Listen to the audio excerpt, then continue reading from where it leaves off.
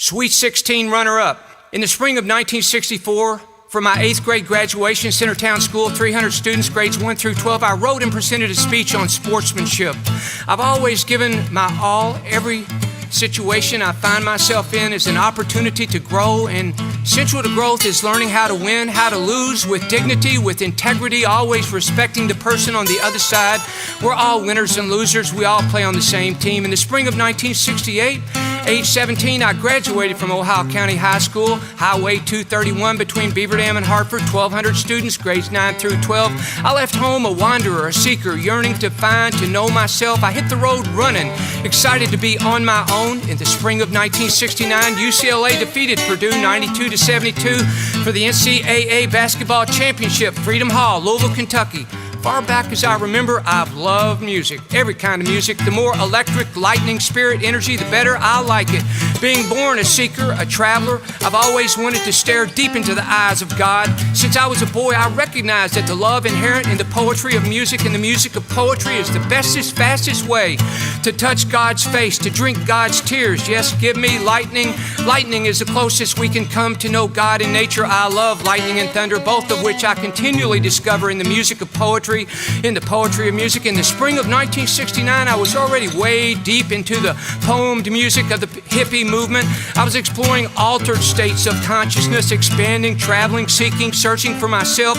Yes, I was tuned in, I was turned on, and being a Kentucky nature boy, no matter where I've traveled, no matter what I've done, I've always been an athlete. I love the great outdoors, I love sports, and being Kentucky-born, basketball, the Commonwealth's unofficial religion, basketball always has been, still is, and always will be my favorite sport. In the spring of 1969, being born a traveler, searcher, seeker, I had hitchhiked to Florida, made it to Jacksonville Beach, then beautiful St. Augustine, when late on a Wednesday night, I called home to check on my brother Brad's Ohio County Eagles basketball team. I knew they'd won the 3rd region championship by defeating Greenville, thus making their way into the Kentucky State High School basketball Sweet 16 tournament, Freedom Hall, Louisville, Kentucky, but they weren't a big team, shorter than Rupp's Runts. The tallest player was 6 feet 2 inches, so I'm sure I wasn't the only one who was skeptical as to whether they'd make it past their first game. But lo and behold, when I called our farmhouse home from a Jacksonville Beach payphone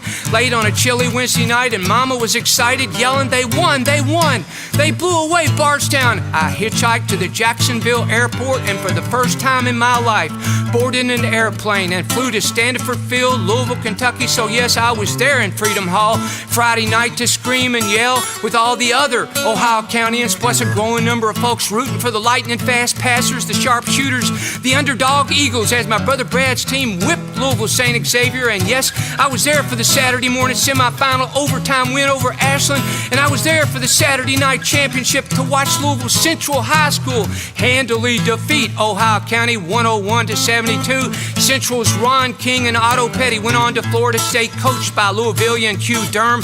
They beat the University of Kentucky in the NCAA tournament, Adolph Rupp's last game, but they were runner-up to Bill Walton and UCLA in the championship game. So my brother Brad and the Ohio County Eagles held their heads high. They had gone further than anyone dreamed they could or would. They played valiantly against a gifted opponent.